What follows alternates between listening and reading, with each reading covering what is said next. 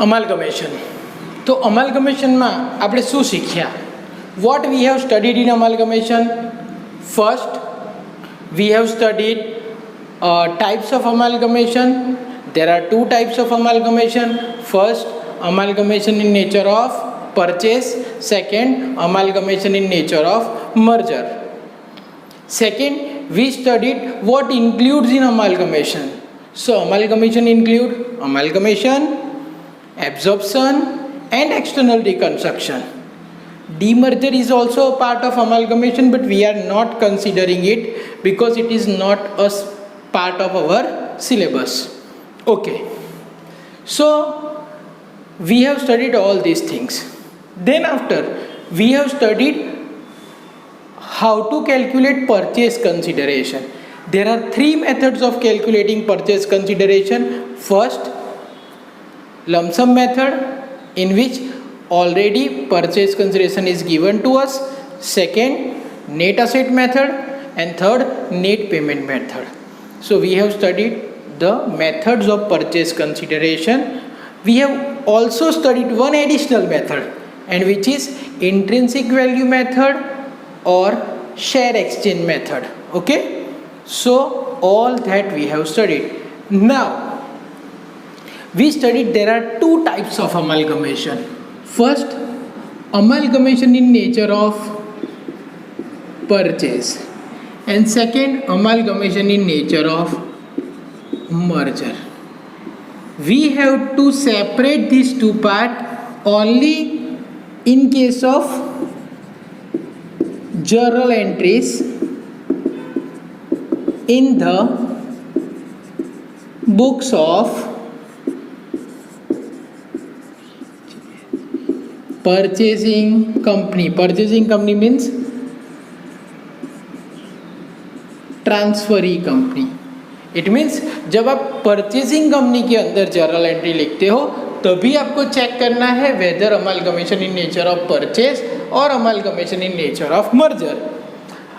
मगर आप अगर जर्नल एंट्री लिख रहे हो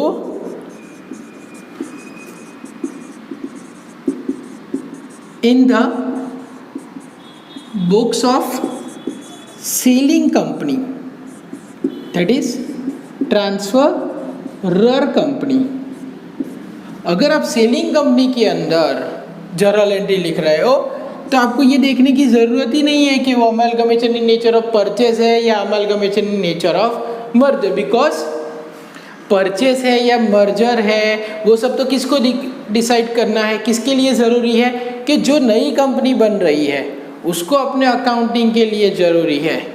जो कंपनी बंद हो रही है, जो अपने बिजनेस को बेच रही है, उसको तो क्या करना है, पहले बिजनेस की सारी असेट को बेच देना है, उसके बाद उस पैसों से बिजनेस की सारी लायबिलिटी और एक्सपेंस को पे कर देना है, और उसके बाद अगर कुछ बचता है तो वो इसको किसको रिफंड करना है, शेयर होल्डर को रिफंड करना है.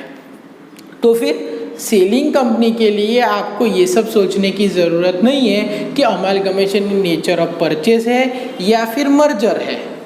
तो अगर अमाल्गमेशन इन नेचर ऑफ परचेज या मर्जर का एग्जाम्पल होगा तो उसके अंदर आपको दो चीज़ एग्जाम में पूछेंगे, journal entries and balance sheet. ये दो चीज़ आपको बनानी होगी. अगर आप सेलिंग कंपनी की बात कर रहे हैं तो सेलिंग कंपनी के अंदर आपको कौन सी दो चीज़ पूछ सकते हैं? फर्स्ट, जर्नल एंट्रीज, और दूसरा क्या, balance sheet. Not possible.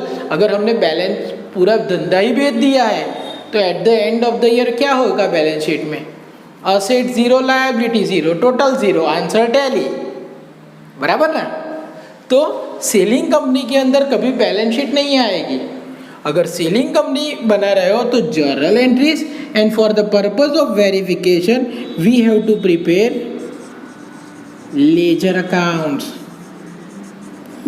It means अगर आपने धंधा बेच दिया है, बिजनेस क्लोज कर दिया है, तो at the end of the period अगर बैलेंस शीट ज़ीरो हो रही है तो इट मीन सारे अकाउंट क्या हो जाने चाहिए, टैली हो जाने चाहिए, कुछ भी बचना चाहिए नहीं। तो अगर सीलिंग कंपनी है तो आपको क्या करना होगा, you have to write journal entries, you have to prepare ledger account. इतना समझ में आया? ओके, चलो अब बात करते हैं जर्नल एंट्रीज की। अब सेलिंग कंपनी के लिए जर्नल एंट्रीज किस तरह से लिखनी है ये आपको याद रखना है। सबसे पहले आप अपने दिमाग में बैलेंस शीट का पिक्चर डिसाइड कर दो कि बैलेंस शीट में क्या आता है। बस उस बैलेंस शीट के मुताबिक ही आप क्या करोगे, जर्नल एंट्रीज पास करोगे। चलो बैलेंस शीट में हम सबसे पहले लायबिलिटी साइड देखते हैं, जिसके अंदर क्या आएगा, share holders fund. Share holders fund में क्या आएगा, सबसे पहले equity share capital. Equity share capital किसकी ऑनरशिप है, इक्विटी शेयर होल्डर की। तो उसको कहाँ ट्रांसफर करोगे, equity share holder account. So journal entry will be equity share capital account debit to equity share holder account. उसके बाद क्या आता है, प्रेफरेंस शेयर। तो वो किसको जाएगा, प्रेफरेंस शेयर होल्डर को। तो entry will be preference share capital account debit to preference share holder account. उसके बाद क्या आती है, तो सारी रिजर्व्स आती है, general reserve, profit and loss account, capital reserve. ये सारी रिजर्व, सारे प्रॉफिट की ऑनरशिप किसकी है, but obvious equity share holder की। तो थर्ड एंट्री क्या आएगी, reserves account debit to equity share holder account. It means general reserve है तो general reserve debit, capital reserve debit. अगर प्रॉफिट एंड लॉस का क्रेडिट बैलेंस है, it means plus positive balance है, तो profit and loss debit to equity share holder account. चलो reserves हो गई। उसके बाद क्या आई, लायबिलिटीज आई। अब लायबिलिटीज में आपको दो पार्ट कर देने हैं। कितने पार्ट करने हैं, दो पार्ट। पहली वो लायबिलिटी जो परचेसिंग कंपनी हमारे पास से ले रही है, और दूसरी वो लायबिलिटी जो परचेसिंग कंपनी ने हमारे पास से ली नहीं है। इट मीन्स उस लायबिलिटी को हम खुद पे करेंगे। क्लियर? तो जो लायबिलिटी हमारे पास से परचेसिंग कंपनी ले गई है उसे आप कहाँ ले जाओगे, रियलाइजेशन अकाउंट के क्रेडिट साइड। आप 12th में सीख गए थे रियलाइजेशन अकाउंट। गुजराती में शू कहता था इन्हें, माल मिलकत निकाल खातुं। तो એને માલ મિલકત નિકાલ ખાતાની જમા બાજુ લઈ જશો. સો the liabilities which are taken over by purchasing company are transferred to realization account. तो आपकी फोर्थ एंट्री क्या होगी, liability account debit to realization account. अब बैलेंस शीट में क्या बचा लायबिलिटी साइड, तो वो लायबिलिटी बची जो परचेजिंग कंपनी ले नहीं जा रही. इट मीन्स उस लायबिलिटी को हम खुद पे करेंगे. अगर हमें ही पे करना है तो हम उसका अकाउंट प्रिपेयर कर दो. तो जो लायबिलिटी सपोज क्रेडिटर को परचेजिंग कंपनी नहीं ले जा रही या फिर डिबेंचर को परचेजिंग कंपनी ने नहीं टेक ओवर किया, तो हम डिबेंचर का अकाउंट क्रेडिटर का अकाउंट बना देंगे और उसको उसके अकाउंट की क्रेडिट साइड लिखेंगे by balance brought down. Means उसका ओपनिंग बैलेंस हम लायबिलिटी है तो क्रेडिट साइड लिख लेंगे. ओपनिंग बैलेंस लिखने के लिए कोई जर्नल एंट्री होती नहीं है. तो we have completed liability side, जिसके अंदर कुल कितनी एंट्री आई, तो पहली entry equity share capital debit to equity share holder, second preference share capital to preference share holder, third reserve and profit debit to equity share holder, fourth liability taken over account debit to realization account. तो चार entry याद हो गई पहली. अब बारी आई asset side की. तो असेट साइड ऐसी कौन सी असेट है जिससे आप बेचोगे नहीं. आप असेट बेचते हो तो आपको बदले में क्या मिलता है, कैश. तो अगर असेट का फॉर्म ही कैश है तो उसे बेचने की जरूरत नहीं है ना. तो असेट साइड कैश और बैंक बैलेंस के अलावा की सारी असेट, मैं क्या बोल रहा हूँ, कैश और बैंक बैलेंस के अलावा की सारी असेट्स को हम कहाँ ट्रांसफर करेंगे, realization account debit side. whether that asset is taken over by purchasing company or not taken over by purchasing company. हम क्या करेंगे, सारी असेट को रियलाइजेशन अकाउंट के डेबिट साइड ट्रांसफर करेंगे. तो उसके लिए जर्नल एंट्री क्या होगी, जर्नल एंट्री होगी realization account debit to all asset account except cash and bank balance. अब बात आई कैश और बैंक बैलेंस की। अगर कैश एंड बैंक बैलेंस को परचेजिंग कंपनी ले जा रही है तो कैश और बैंक बैलेंस को भी आप कहाँ ट्रांसफर करोगे? रियलाइजेशन अकाउंट में। तो वो उसी एंट्री में क्लब हो जाएगी, realization account debit to cash और बैंक अकाउंट। और अगर परचेजिंग कंपनी कैश और बैंक बैलेंस को नहीं ले जा रही तो आप कैश और बैंक बैलेंस का सेपरेट अकाउंट बनाओगे, जिसमें कैश और बैंक अकाउंट के डेबिट साइड क्या लिखोगे? To balance brought down. Opening balance के लिए लिखते हो तो उसकी कोई जर्नल एंट्री होती नहीं है। अब सपोज आपको असेट साइड कोई फिक्टिशियस असेट या लॉस दिया हुआ है, फॉर एग्जाम्पल प्रिलिमिनरी एक्सपेंस दिया है या फिर प्रॉफिट एंड लॉस का डेबिट बैलेंस दिया है, तो ये जो सारा लॉस है ना वो कौन बेयर करेगा? Equity share holder. अगर प्रॉफिट उनको मिल रहा है इक्विटी शेयर होल्डर को, तो लॉस भी किसको मिलेगा? इक्विटी शेयर होल्डर को ही मिलेगा ना। तो सारा लॉस आप कहाँ ट्रांसफर करोगे? इक्विटी शेयर होल्डर के debit side. So entry will be equity share holder account debit to profit and loss account to preliminary expense account to advertisement suspense account. Mean सारा लॉस किसने bear किया? Equity share holder ने। So हमने क्या किया? ये सबके अंदर बैलेंस शीट की सारी एंट्रीज हो गई बराबर। टोटल कितनी एंट्री हुई? 5 एंट्रीज बराबर। अब 6th पॉइंट क्या आएगा? तो 6th पॉइंट आपको याद रखना है। 6th पॉइंट में आपने बिजनेस बेच दिया, तो PC receivable, PC means purchase consideration receivable. अब पैसे जो लेने हैं उसके लिए एंट्री करोगे। तो आपने बिजनेस किसको बेचा? परचेजिंग कंपनी को। तो purchasing company is receiver, so purchasing company account debit. और इनकम हो रही है तो to realization account credit. 7th entry कौन सी आएगी आपकी? पीसी रिसीव्ड की एंट्री। आपको परचेज कंसिडरेशन मिल गया, अब पीसी रिसीव्ड हुआ तो क्या मिलेगा आपको? परचेजिंग कंपनी के इक्विटी शेयर मिलेंगे, परचेजिंग कंपनी के प्रेफरेंस शेयर, परचेजिंग कंपनी के डिबेंचर, कैश, कुछ भी मिल सकता है। मगर वो हमारे लिए क्या है? असेट है। तो when asset comes in we have to debit that account. तो एंट्री क्या होगी? Equity share of purchasing company debit, preference share of purchasing company account debit, debenture of purchasing company account debit, bank account debit to purchasing company account. Because PC purchasing company कौन है? PC pair है, तो credit to the pair, तो उसका account हम credit करेंगे। तो ये 2 एंट्री में परचेजिंग कंपनी का अकाउंट क्लोज हो जाना चाहिए। चलो हमको पीसी मिल गया। उसके बाद 8th एंट्री क्या करोगे आप? आपको पैसे आ गए। सपोज कितनी असेट ऐसी है जो परचेजिंग कंपनी नहीं ले जा रही, तो हम उसे बेच देंगे। तो 8th एंट्री क्या होगी? Assets not taken over are sold. चलो असेट हम बेच देते हैं। असेट बेचोगे तो क्या आएगा? पैसे आएंगे। So bank account debit to realization account. 9th entry liabilities not taken over are paid। चलो असेट नॉट टेकन ओवर वो हमने बेच दी, तो एंट्री क्या की? Bank account debit to realization account. तो अगर लायबिलिटी पे करोगे तो वैसी एंट्री नहीं आएगी। वाई? बिकॉज जो असेट कंपनी नहीं ले गई फिर भी उसको हमने रियलाइजेशन में ट्रांसफर किया था, इसलिए उसके पैसे आएंगे। तो बैंक डेबिट टू रियलाइजेशन नहीं होगा।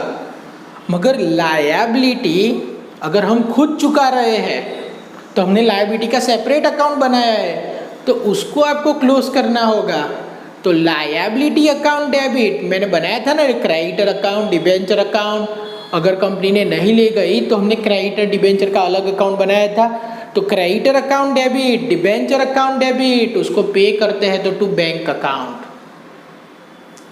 अगर लायबिलिटी पे करते समय प्रॉफिट हो रहा है तो उस प्रॉफिट को रियलाइजेशन अकाउंट क्रेडिट करोगे, और अगर लॉस हो रहा है तो उसे आप रियलाइजेशन अकाउंट क्या करोगे, डेबिट करोगे। सपोज 1 लाख के क्रेडिटर को आपने 90,000 में सेटल कर दिया, इट मीन्स आपको 10,000 कम पे करने पड़े, तो वो रियलाइजेशन अकाउंट क्रेडिट होगा। मगर 2 लाख के बैंक ओवरड्राफ्ट पे आपको 10,000 इंटरेस्ट भी पे करना पड़ा, मीन्स आपने 2,10,000 पे किए, इट मीन्स यहाँ पे आपने ज़्यादा अमाउंट पे की है। तो अगर ज़्यादा अमाउंट पे की है तो that loss is debited to realization account. तो एंट्री क्या होगी, bank overdraft account debit 2 lakh, realization account debit 10,000 जो एडिशनल अमाउंट थी टू बैंक अकाउंट। चलो लायबिलिटी पे हो गई। चलो उसके बाद 10th पॉइंट क्या आएगा, रियलाइजेशन एक्सपेंस। अब उसमें paid by selling company, paid by purchasing company and paid by purchasing company on behalf of selling company. तो रियलाइजेशन एक्सपेंस में 3 ऑप्शन आ रहे हैं। Suppose realization expense paid by selling company means हम ही पे कर रहे हैं, तो एंट्री क्या होगी, realization account debit to bank account, means हमने एक्सपेंस पे कर दिया। चलो अगर रियलाइजेशन एक्सपेंस परचेजिंग कंपनी पे कर रही है ना, तो सेलिंग कंपनी को वो कंसीडर ही नहीं करना, हमने पैसे ही नहीं चुकाए, तो फिर हमको वो नोट डाउन ही नहीं करना। और अगर परचेजिंग कंपनी ने on behalf of us amount पे की है, तो इसका मीनिंग क्या हुआ, हमें उसको वो पैसे रिफंड करने होंगे, तो एक्सपेंस है हमारा, सो रियलाइजेशन अकाउंट डेबिट। और किसने पे किया, परचेजिंग कंपनी ने, सो परचेजिंग कंपनी अकाउंट क्या होगा, क्रेडिट। उसके बाद वो अमाउंट हम उसको वापस दे देंगे, तब एंट्री क्या होगी, purchasing company debit to bank account. मगर जनरली ये सिचुएशन आती नहीं है एग्जाम में, क्लियर। तो ये हो गया रियलाइजेशन एक्सपेंस पे कर दिया।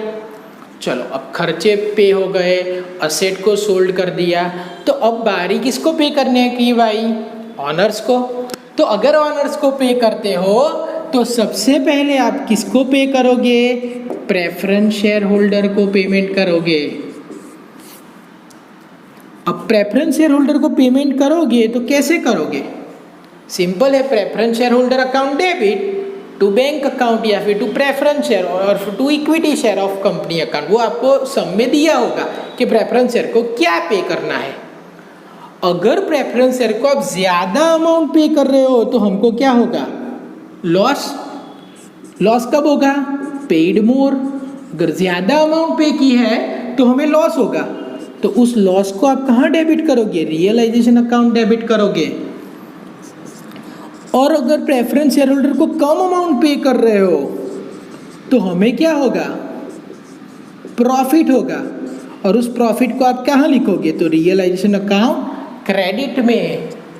तो प्रेफरेंस शेयर तो हमने ट्रांसफर कर दिए थे प्रेफरेंस शेयर होल्डर में। सपोज 1 लाख के प्रेफरेंस शेयर को आप 70,000 पे कर रहे हो, तो एंट्री क्या होगी, preference share holder account debit 1 lakh to bank account 70,000 and to realization account 30,000। मगर प्रेफरेंस शेयर होल्डर 2 लाख के थे और उसको हमने 2,20,000 चुकाए, तो एंट्री क्या होगी, preference share holder account debit 2 lakh to bank account 2 lakh, और जो 20,000 ज़्यादा चुका है उसकी entry realization account debit to bank account 20,000। अब बैंक की जगह आप उसको प्रेफरेंस शेयर दे रहे हो तो प्रेफरेंस शेयर आएगा, इक्विटी शेयर दे रहे हो तो इक्विटी शेयर आएगा, जो दे रहे हो वो आएगा, वो एग्जाम्पल में आपको दिया होगा। तो 11th पॉइंट में हमने क्या किया, प्रेफरेंस शेयर होल्डर को पेमेंट कर दिया। अब पॉइंट नंबर 12, उसके अंदर आप क्या पे करोगे, तो we have to pay what, we have to find profit और लॉस ऑन रियलाइजेशन। रियलाइजेशन के प्रॉफिट और लॉस ढूंढना है। चलो अगर रियलाइजेशन में प्रॉफिट हो रहा है तो प्रॉफिट किसको मिलेगा, इक्विटी शेयर होल्डर को। तो एंट्री क्या होगी, प्रॉफिट कब आएगा? जब क्रेडिट टोटल ज़्यादा होगा। तो difference debit side, realization account debit to equity share holder account. और अगर लॉस हुआ तो loss equity share holder bear करेंगे, तो entry will be equity share holder account debit to realization account. तो लॉस किसने बेयर किया? इक्विटी शेयर होल्डर ने। प्रॉफिट भी किसको मिला? इक्विटी शेयर होल्डर को। और लास्ट पॉइंट नंबर 13, जो भी असेट बची है, बिकॉज हमने सबको पे कर दिया, मीन्स जो भी असेट हमारे पास बची है वो सारी किसको मिलेगी?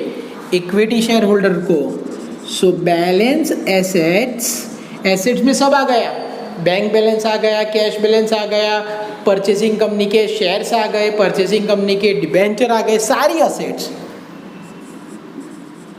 Transfer to equity share holder account. तो उसके लिए एंट्री क्या होगी? Equity share holder account debit because they are receiver to share of purchasing company account, to debenture of purchasing company account, to bank account. Means हमारे पास जो कोई भी अकाउंट क्लोज नहीं हुआ, condition it is assets. Asset के अलावा के सारे अकाउंट क्लोज हो जाने चाहिए। तो वो सारी असेट्स हम किसको दे देंगे? इक्विटी शेयर होल्डर को। और फाइनली हमारा आंसर सही है ऐसा कब पता चलेगा? तो जो finally equity share holder account है ना, वो टैली हो जाएगा। सिर्फ वही टैली नहीं होगा, आपके सारे अकाउंट्स टैली हो जाएंगे। इट मीन्स अब कोई भी अकाउंट क्लोज करना बाकी नहीं रहा, किसी के अंदर बैलेंस कैरी फॉरवर्ड नहीं आएगा। तो मैंने स्टार्टिंग में बताया था, सेलिंग कंपनी है तो क्या नहीं बनेगा? Balance sheet. Why? Because all the accounts are close. और अगर बैलेंस शीट बनाने जाओगे तो क्या होगा? Asset 0, liability 0, capital 0 and total भी 0। Is it clear? तो ये क्या हो गई? सारी journal entries of selling company. Clear?